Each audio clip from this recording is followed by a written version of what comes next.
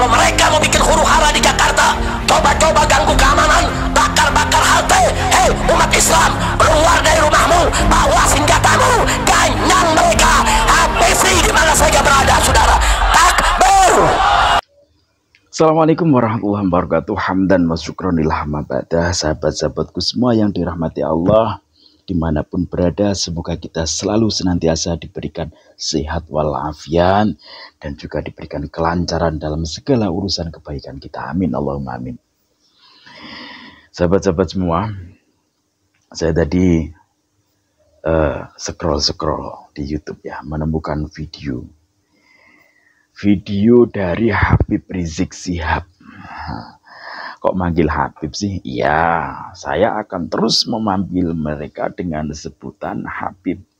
Supaya apa? Sebagai penanda bahwa mereka adalah orang-orang yang pernah mengaku dzurriyyah Rasul, akan tetapi tidak berani membuktikan sampai saat ini.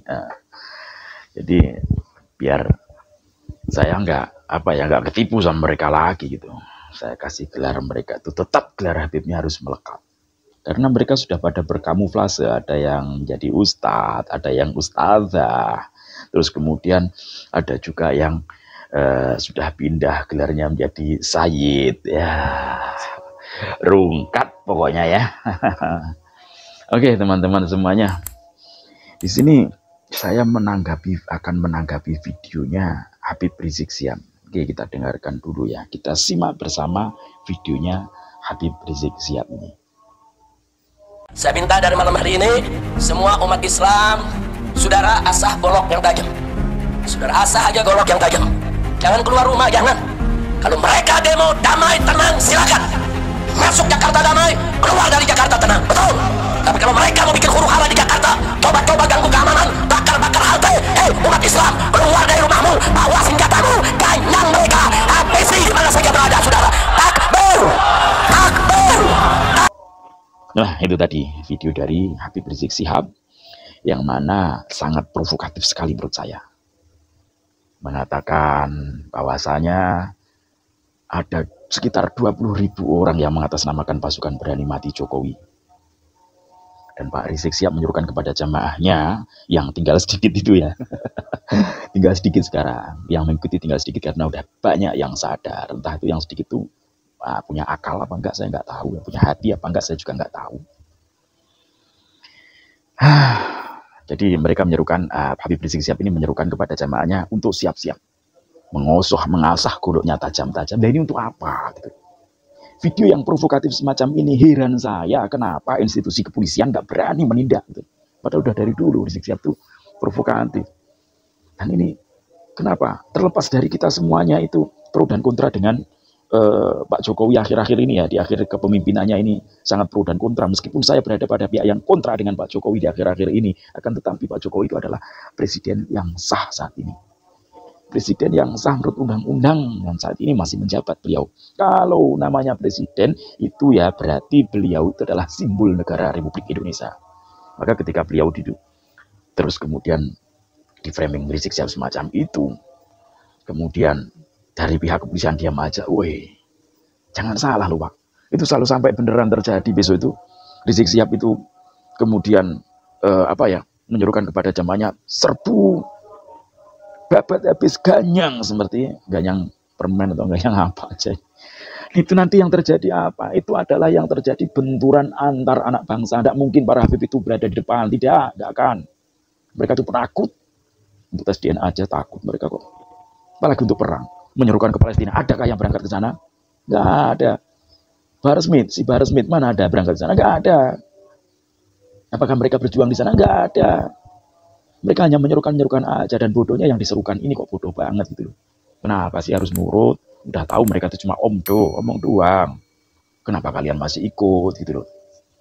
Jadi ini tolonglah pihak kepolisian yang semacam ditindak, jangan sampai terjadi pertumpahan darah, bentrokan antara anak bangsa yang hanya diadu domba oleh mulut-mulut nggak bertanggung jawab semacam Habib Rizik Syihab itu ya. Saya nggak takut kualat oleh mereka, karena saya yakin mereka bukan keturunan Rasulullah, dan saya yakin saya berada pada kebenaran membela negeri ini. Hubbul waton minal iman. Cinta kepada tanah air adalah sebagian daripada iman. Mereka bukan keturunan Rasulullah. Dan saya itu sangat yakin. Karena apa? Gini loh ya logikanya. Kalau mereka itu beneran sudah pernah tes DNA dan mereka itu haplogrupnya itu sama dengan Rasulullah atau minimal nyerempet-nyerempet ke Rasulullah lah ya, pasti mereka akan lebih jumawa lagi.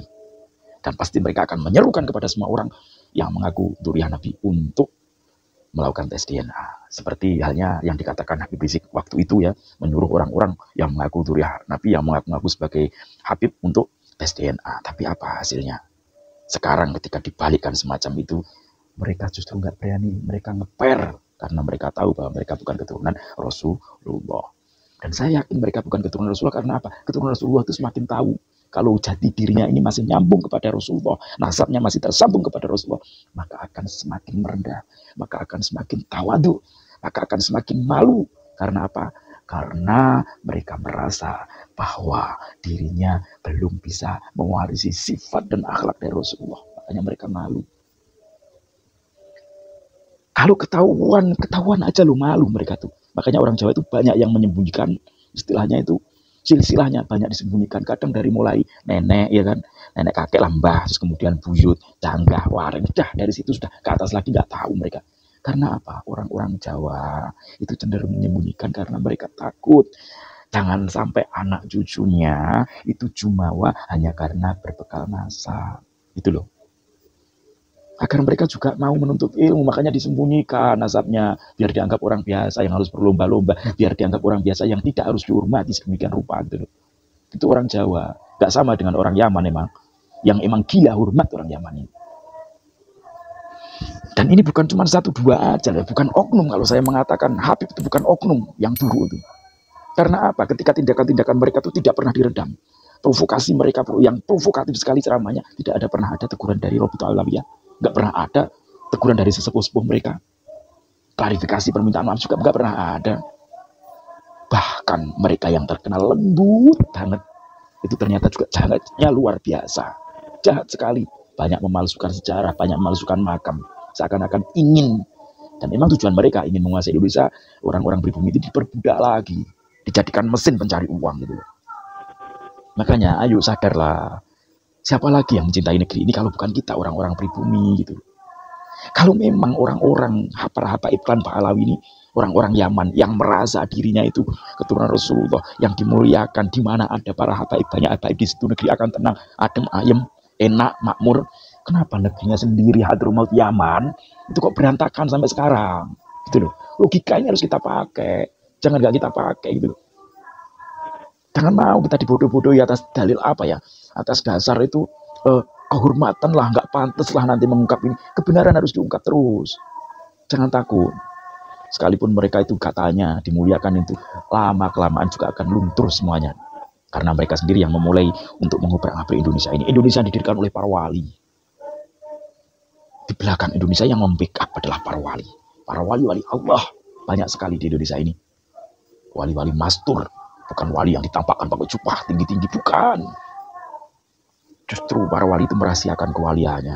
Itulah yang menjaga Indonesia. Itulah yang mendirikan Indonesia. Itulah yang dalam tanda kutip berkat beliau itulah Indonesia Islamnya berkembang pesat karena ajaran-ajaran beliau-beliau itu. Sehingga warga Indonesia ini benar-benar punya akhlak gitu. Sampai-sampai di tanah Jawa ini ya. Jawa ini nggak usah lah diajarkan tentang hormat. Orang Jawa itu nggak usah dikatakan tentang hormat ya, nggak usah diajarkan tentang hormat. Kalau kalian berakhlak, kalian alim berakhlak, pasti kita otomatis hormat. Jangankan orang-orang alim yang berakhlak, kucing itu udah mati. Wong Jawa ya, orang Jawa itu kok nemu kucing yang mati atau keserempet apa-apa kecelakaan, itu pasti dikuburkan, bukan dibuang, dianggap sebagai bangkai yang biasa. Enggak. Kita itu beradab, ada rasa menghormati, kasih itu ada pasti itu. Jadi untuk soal hormat menghormati nggak usah ajarkan kami orang Jawa. Kami pribumi Indonesia nggak usah diajarkan soal menghormati ya. Kalau kalian beradab, insya Allah kita juga akan menghormati kalian.